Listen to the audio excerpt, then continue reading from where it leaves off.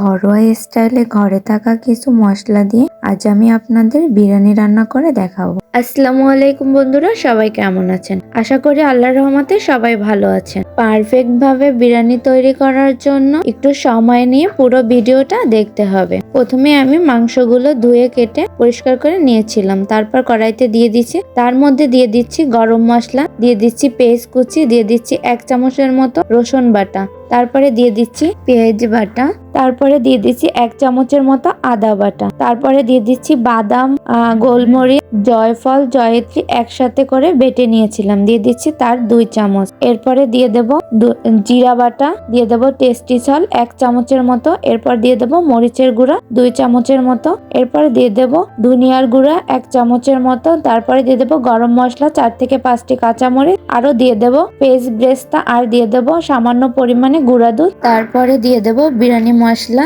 এটাকে দিয়ে তারপরে দিয়ে দেব পরিমাণ মতো লবণ। পরিমাণ মতো লবণ দেওয়া হয়ে গেলে সব মশলাগুলোকে একটু মাখিয়ে নিতে হবে। মাখানো হয়ে গেলে আমি তেল দিয়ে দেব। এই তেলটা আমি যে পেস্ট ব্রেস্তাটা করেছিলাম তার থেকে যেটা রয়ে গেছে সেই তেলটাই আমি এখানে ব্যবহার করছি। তারপর এটাকে সুন্দরভাবে মাখিয়ে নিতে হবে। মাখানো হয়ে গেলে আমি চুলাটা অন করে দিয়ে সুন্দরভাবে কষিয়ে নেব। এখানে কোনো পানি ব্যবহার করব না। ঢাকনা দিয়ে মাংসটাকে কষিয়ে নিতে হবে। কষানো হয়ে গেলে এখানে আমি 1/2 কাপের মতো পানি ব্যবহার করব। এই 1/2 কাপ পানিতেই পুরো মাংসটা সেদ্ধ হয়ে যাবে। মিডিয়াম টু হাই আছে এটাকে 20 মিনিটের মতো রান্না করে নেব। ফিরে আসছি 20 মিনিট পরে। এবার আমি চুলায় আরেকটা কড়াই বসিয়ে দিয়ে তার মধ্যে একটু তেল দিয়ে দেব। তেলটা গরম হয়ে আসলে আমি যে চালটাকে ধুয়ে পরিষ্কার করে রেখেছিলাম সেটা দিয়ে দেব। দিয়ে দেব গরম মশলা, দিয়ে দেব একটা তেজপাতা, দিয়ে সুন্দরভাবে একটু ভেজে নেব। তারপরে দিয়ে দেব 1 চামচের মতো আদা বাটা, দিয়ে সুন্দরভাবে এটাকে একটু ভেজে নিতে হবে। চালটাকে একটু সুন্দরভাবে ভাজা হলে ভাতটাও অনেকটা ঝুরঝুরে হবে। তারপরে ভাজা হয়ে গেলে আমি আগে থেকে গরম পানি করে রেখেছিলাম, এবার একটু একটু করে পানিটা দিয়ে দেব। এটা একটু সাবধানে করতে হবে যেহেতু পানিটাও গরম এবং চুলায় যে চালটা ছিল সেটাও অনেকটাই গরম, তার জন্য এটাকে আমাদের সাবধানে করতে হবে। পানিটা দেওয়া হয়ে গেলে 4 থেকে 5টি কাঁচামরিচ দিয়ে দেব। দিয়ে দেব পরিমাণ মতো লবণ। পরিমাণ মতো লবণ দিয়ে এটাকে একটু ঢাকনা দিয়ে দেব। ঢাকনা দিয়ে এখানে 10 মিনিটের মতো মিডিয়াম আঁচে রান্না করে নেব। তার মধ্যে যখন চালটা ফুটে আসবে আমি একটু পেস্ট ব্রেস্তা দিয়ে দেব।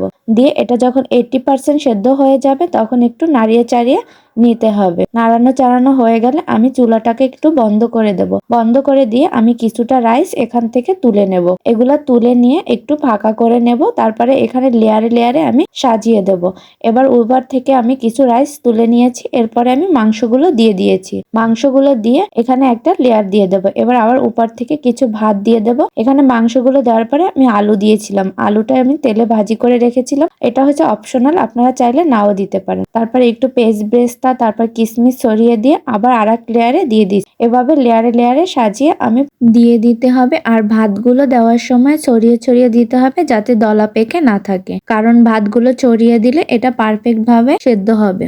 আপনারা একবার হলেও বাসায় ট্রাই করে দেখতে পারেন, স্বাদ মুখে লেগে থাকার মতো। দেওয়া হয়ে গেলে আমি উপর থেকে 2 থেকে 3টা কাঁচামরিচ দিয়ে দেব, একটু বাদাম দিয়ে দেব, একটু কিশমিশ দিয়ে দেব, দিয়ে দেব একটু পেস্ট ব্রেস্তা, তারপরে দিয়ে দেব একটু কেওড়া জল। এখানে 1 চামচের মতো কেওড়া জল দিয়েছি, 1 চামচের মতো গোলাপ জল দিয়েছি, এতে সুন্দর একটা ফ্লেভার ছড়াবে। দিয়ে আমি দমে দিয়ে দেব 20 মিনিটের জন্য। ফিরে আসছি 20 মিনিট পরে। এরপর আমি আপনাদের পরিবেশন করে দেখাবো।